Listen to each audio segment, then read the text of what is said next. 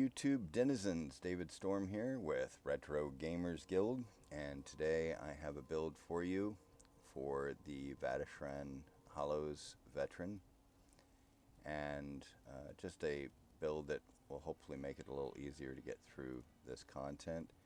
I have some new friends that have joined ESO, and they're going to be needing some of the gear out of Vateshran, so even if they don't run it on veteran, for the perfected, this build should help them get through it a lot faster even on normal.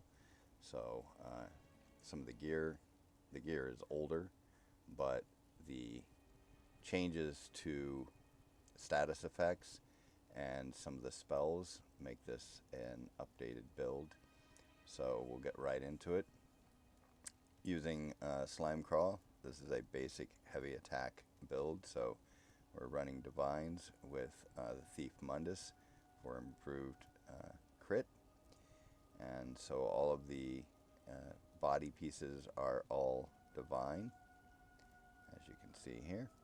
And we're running a light Slime Crawl Guys, a medium Storm Masters Arm Cops. And these are all Max Magicka as well. A heavy Cuirass of the Sergeant, a medium Storm Masters Bracers, medium Belt, medium Guards, medium Boots. Then on the rings, we're running Bloodthirsty on both the Oaken Soul ring and the Storm and the Sergeant ring of the Sergeant with multi-effect.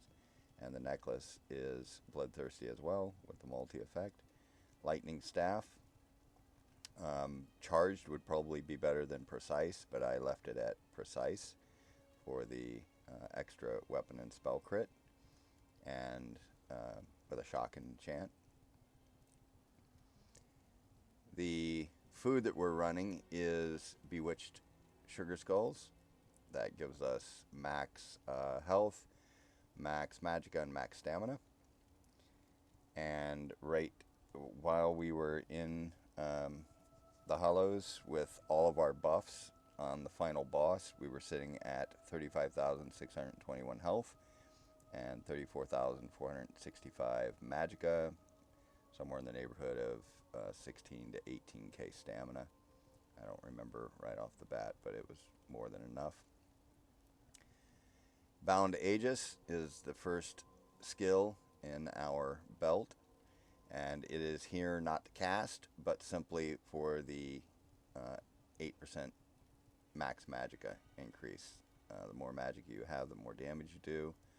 So that's on there only to give us the 8%. If you think you have something better to throw in there, feel free, but remember it can't be a pet, because you don't get the healing from the Hardened Ward when you have a pet enabled. So that's why this is a no pet build. And so I just threw this in here because it gave me more magicka. When your Atronach is down, you do not get the healing from this because this is considered a pet, just FYI. You do get tankier as far as you get some additional health, but you won't be getting healed from the Hardened Ward. You'll still get the shield, but you won't get the heal from it. So, Crit Surge is here because we have a high crit chance, and so we'll be healing a lot off this. Every time you deal critical damage, you get 3,564 health back. So that is mainly there for that, because we get our major sorcery and major brutality. Actually, yeah, we get our major sorcery and major brutality from our Oaken Soul rings. So the only thing this is here for is for the healing when you do critical damage. Unstable Wall of Elements, morph to Unstable Wall of Storms because we have a lightning staff equipped. And so I'm running the one that when the barrier ends, it blows up and deals 5,569 shock damage. So if I reapply this before it's done, I will get that explosion and I'll get more damage. Now, when you have this Wall of Elements down, anything that gets concussed in the Wall of Elements gets set off balance, When things are off balance, they take more damage from your heavy attack, and this procs automatically the concussion. So this immediately concusses them, and that sets them off balance. These are great together. Not to mention, every time you throw this on a target, you don't have to wait until it's done. If you cast this and then instantly cast it again, the first cast is going to hit the enemy with between 2 to 4,000 per tick of concussion, chilled, and burning. So you're looking at, if it hits, say, 3,000 mark on all three, you're hitting them for 9,000, and you can do that immediately again, hit them for another 9,000, another 9,000. This costs nothing to cast. So this is a free spammable. It's crazy right now. Not to mention, you throw on Major Breach on the enemy, reducing their physical and spell resistance by 5,948. This is an amazing spell for update 41. It puts the burning, chilled, and concussion status effect on. Hardened Ward. This patch, they have changed it so that you get a 13,363 damage shield for 6 seconds. If no pets are affected, you also heal for 4,729. This is absolutely amazing. I love this. So not only are you getting the heal underneath the shield from the critical surge, but you get an immediate heal every time you cast this. So you can spam this a couple times, because we have a lot of sustain, because every time we're a heavy attack build, every time we heavy attack, we get lots of resources back. We just never run low on resources. So we can be doing a lot of damage and keeping our resources up in case we get in trouble and need to spam Hardened Ward or spam some of our other spells. In the Warfare tree, we're running Wrathful Strikes, Fighting Finesse, Weapons Expert, Deadly Aim, and these are the passive that we're running. Fitness tree, we're running Boundless Vitality, Siphoning Spells, Fortified, and Slippery. And then you can run whatever you want in the craft tree. It doesn't really matter. Each tick of concussion was running between, I was seeing on average between 2 to 4,000. The same with the each tick of chill, and each tick of burning was doing the same. So between 2,000 to 4,000 for each one of those ticks, and every second it's ticking away, doing, actually, is it 1 second? Let's see here. Every 7.5 seconds, that is ticking. So you don't have to wait that long, though. Like I say, you can spam this if you want to. Heavy attack averages were 10k to 50k, and the Wall of Elements was 1 to 3k per tick. So a lot of damage coming from this. We're running the 46 in Magicka, 18 in health. You can go all Magicka if you want. I had 35k health in there, so that's more than enough. So you can pull some of this out and put it up here. It's just I had this from the last patch and kept it. I do like being a little tankier, and especially with this infinite build, with the 8% added, it just really works out nicely. You got about 35k health and 35k Magicka. Really hard to kill. So in the next clip, we're going to go over some of the tips and tricks for the way that I run the very last boss, because the last boss is what usually gives people trouble. They try to burn her down, and it's difficult because she's pulling in so many ads when you try to do the burn down, and then those ads get in the way of taking out one of the monsters in the ring, and it closes in and kills you. So I'm going to show you how I get around that, and I hope you enjoy the remainder of the clip. If you have any questions about the build, please put them in the comments below, and I'll try to answer them. So let's check out this clip. Okay, so we start out by taking her down to 80%. When she gets to 80%, she will untie one of the colossus that is surrounding the arena here. You can see them tied up on the sides. She'll do that at 80, 60, and 40.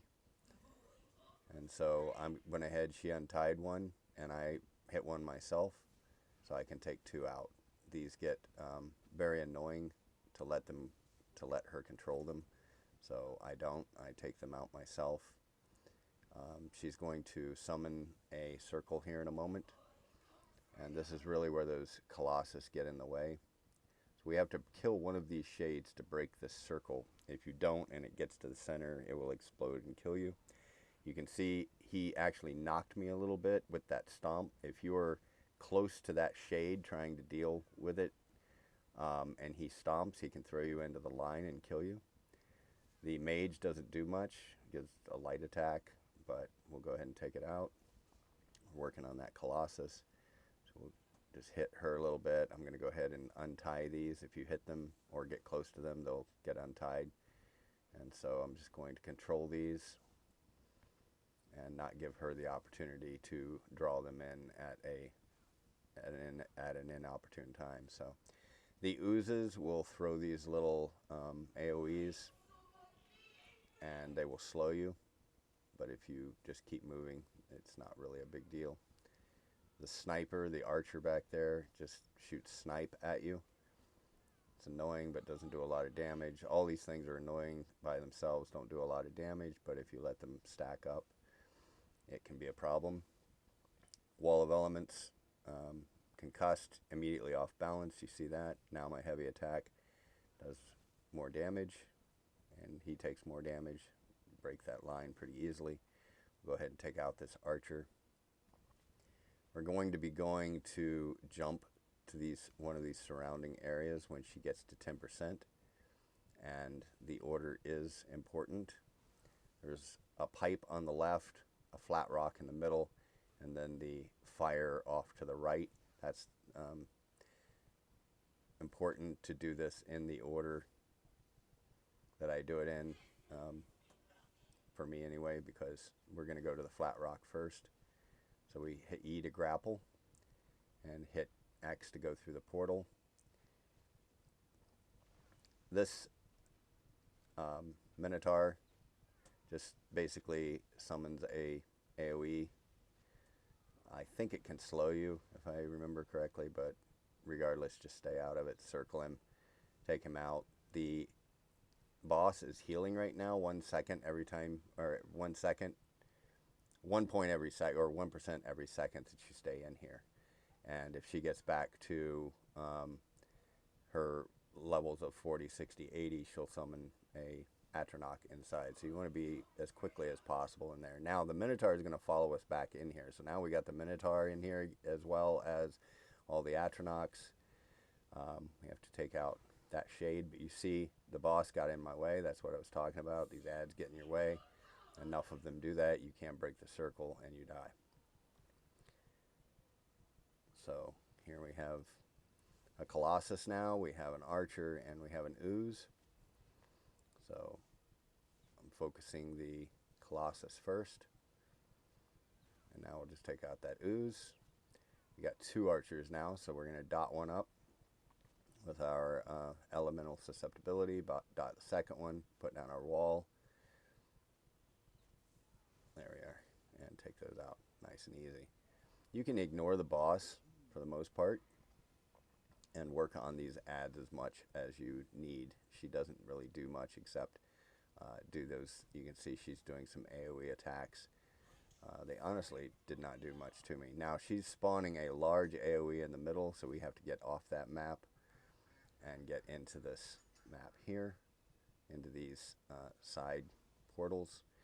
This lightning mage, that's an execute lightning strike. So if you're low and that lightning strike hits you, it can do a lot of damage, but otherwise it really doesn't.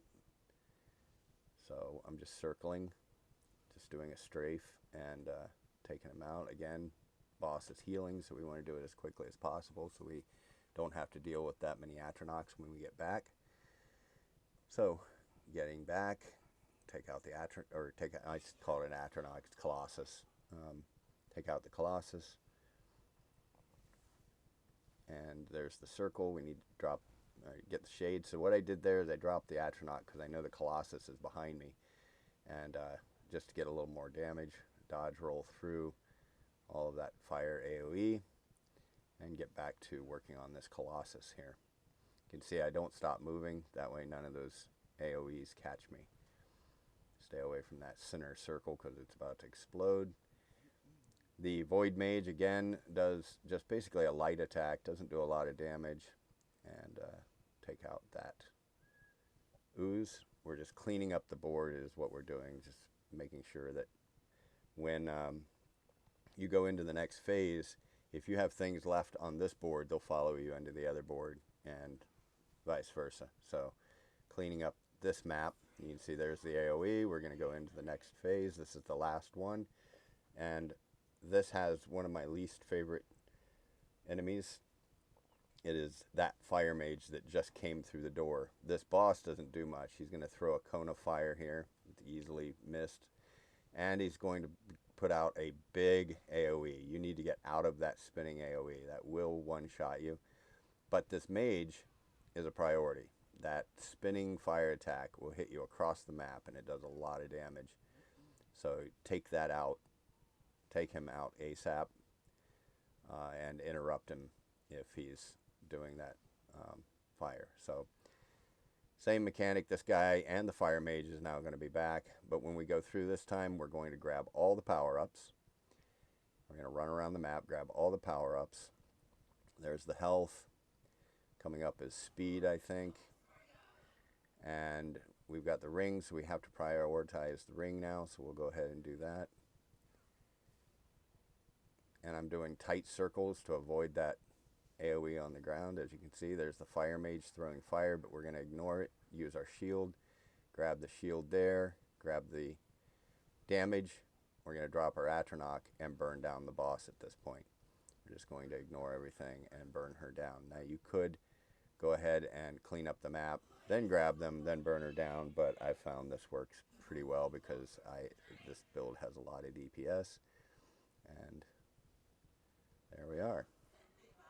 Once you get her down low enough, your bloodthirsty on your jewelry will kick in and execute for you.